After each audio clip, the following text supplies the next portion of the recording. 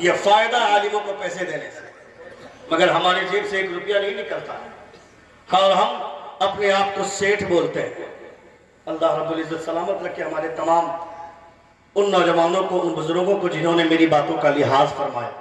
اللہ رب العزت آپ تماموں کے جذبات کو سلامت رکھے۔ ایک بار زور سے پورا مجمع اپنے دونوں ہاتھوں کو فضا میں لہرا کر کہیں یا رسول اللہ، اور ایک بار کہیں یا حبیب اللہ۔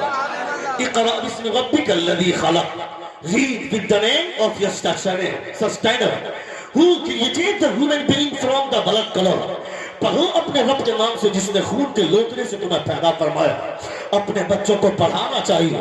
ان علماء کے تعلق سے حضور نے کیا فرمایا کہ مچھلیاں پانی کی تہ میں، چیونٹیاں اپنے سوراخوں میں۔ ان علماء اہل سنت کے لیے مغفرت کی دعا کرتی ہیں۔ ذرا کبھی جائزہ لیا تم نے ان مچھلیوں کو کیا ضرورت ہے ان علماء کے لیے مغفرت کی دعا کریں؟ ان چیونٹیوں کو کیا ضرورت ہے کہ وہ اپنے سوراخوں میں ان کے لیے مغفرت کی دعائیں کریں؟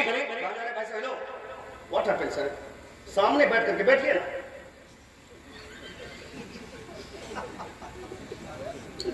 ایک دم بالکل اٹھک بیٹھک۔ میرے لیے ٹائم اتنا کم ہے کہ میں تو پگلا گیا کہ بولوں تو بولوں کیا بولوں کیا چھوڑ۔ میں بہت الجھن میں ہوں، میں تشویش کا شکار ہوں۔ 40 منٹ کا ٹائم میرے پاس ہے، 20 منٹ ہو گیا پسند ہو رہا ہے، اور اب 20 منٹ بولنا۔ 20 منٹ میں اگر آپ اٹھک بیٹھک کیجئے گا تو کیا ہوگا؟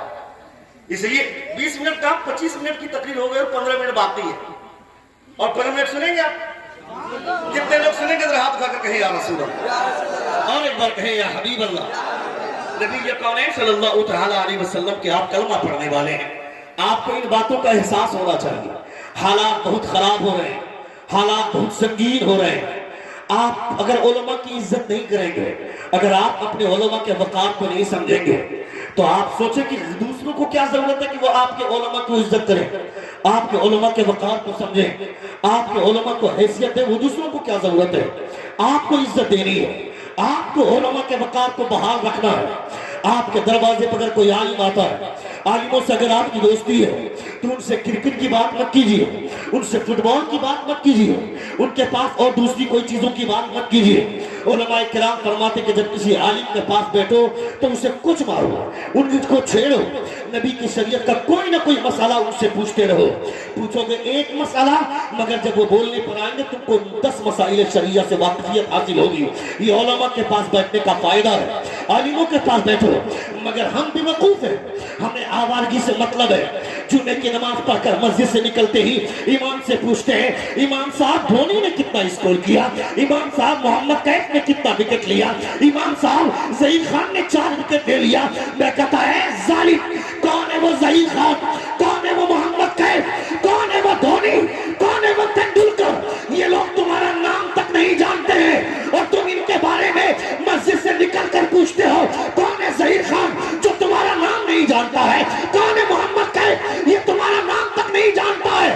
مگر مدینے میں جو سرکار لیتے ہوئے ہیں تم انہیں یاد کرو نہ کرو، 24 گھنٹے مصطفیٰ تمہیں یاد کرتے ہیں، 24 گھنٹے مصطفیٰ تمہیں یاد کرتے ہیں، تمہارے بارے میں سوچتے ہیں۔ اپنے بچوں کو کب سمجھاؤ گے؟ اپنے بچوں کو یہ چیزیں کب سکھاؤ گے؟ اپنے بچوں کو کب بتاؤ گے کہ ایک عالم کی عزت کیا ہوتی ہے، ایک عالم کا وقار کیا ہوتا ہے، ایک عالم کی حیثیت کیا ہوتی ہے؟ پوری دنیا کی نظر علماء اہل سنت پر یاد رکھیں، ہر آدمی علماء پر نظر جمائے ہوا ہے۔ ابھی تم نے دیکھا نہیں کیا مفتی سلمان اظہری نے کون سا بڑا جملہ کہہ دیا تھا، کون سی بڑی بات کہہ دی تھی؟ ایک اسپیچ کے اگر شمار کرنا چاہیں تو ہزاروں کی لائن لگ جائیں گی۔ ایسی کوئی بات ہمارے علماء نے نہیں کی اب تک۔ ہم نے کبھی کسی مذہبی دیوتاؤں کو برا بھلا ہمارے علماء نے نہیں کہا، کبھی کسی دھرم کو ٹارگیٹ نہیں کیا۔ ہمارے مفتی سلمان اظہری نے کون سی بڑی بات کہہ دی تھی، مگر ان کو کبھی اس کوٹ سے اس کوٹ میں، کبھی اس تھانے سے اس تھانے میں، اور آخر میں آ کر مدرسہ میں پاسا کا ایکٹ لگا کر ان کو جیل کے اندر کر دیا۔ میں کہتا ہوں ان کو جیل کے اندر کر دیا تو کیا ہوا؟ مصطفیٰ کی دین کی تبلیغ بند ہو جائے گی کیا؟ مصطفیٰ کی شریعت کا پرچار رک جائے گا کیا؟ ایسا کبھی نہیں ہوگا۔ ایسی تاریخیں ہمارے سامنے ہزاروں بار آئی چلی گئی ہے۔ علامہ ابو الحسنات نے جو فاتح کشمیر ہے، سید ابو الحسنات نے جب آپ نے تفسیر حسنات 28 پاروں کی 7 جلدوں میں تفسیر لکھی ہے، وہ جیل کے باہر نہیں، جیل کے اندر بیٹھ کر قرآن کی تفسیر لکھی ہے۔ علامہ پیر کرم شاہ اظہری نے تفسیر ضیاء القرآن جیل کے اندر لکھی ہے۔ حضور قائد اہل سنت علامہ ارشد القادری نے زیر و زبر जेल के अंदर रहकर लिखी है। हमारे बहुत बड़े आलिम अल्लामा शमसुद्दीन सरखसी रहमतुल्लाह ताला अलैह, उनको जिंदा कुएं के अंदर डाल दिया गया, उसके ऊपर स्लैब डाल दिया गया। उनका शागिर्द ऊपर बैठकर मसला पूछता था, वो अंदर बैठकर जवाब देते थे। जब इन तमाम सवालों और जवाबों की किताब आई है तो अल मबसूत नाम की 24 जिल्दों में किताब सामने आई है। मतलब क्या हुआ? मतलब ये कि उलमा जेल के अंदर रहे या जेल के बाहर रहे, इस्लाम का परचम जैसे कल बुलंद था आज भी बुलंद है, सुबह क़यामत तक बुलंद रहेगा।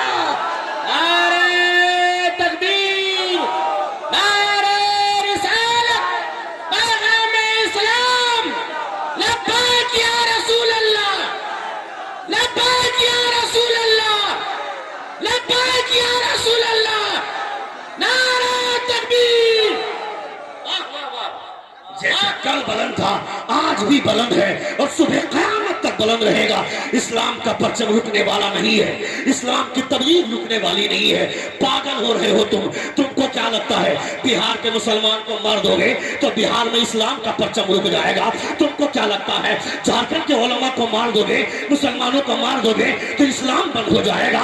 खबरदार खबरदार, हिंदुस्तान के तमाम मुसलमानों को मार देगा फिर भी इस्लाम की फितरत में कुदरत ने लचक दी है। जितना ही दबाओगे उतना ही ये उभरेगा। इस्लाम तेरी नब्जों में डूबेगी हश्र तक, तेरी रगों में खून है रवा 4 यार का। एक बार जोर से कहें या रसूल अल्लाह, और एक बार कहे या हबीब अल्लाह। मगर ये बार बार हमें निशाना साधना, मेरी वफाओं का मुझसे सबूत मत मांगो। We the people of India having solemnly resolved to constitute India into a sovereign, socialist, secular, democratic and republic। कसम खुदा की, हमसे बड़ा भारतीय कोई नहीं, हमसे बड़ा इंडियन कोई नहीं, हमसे बड़ा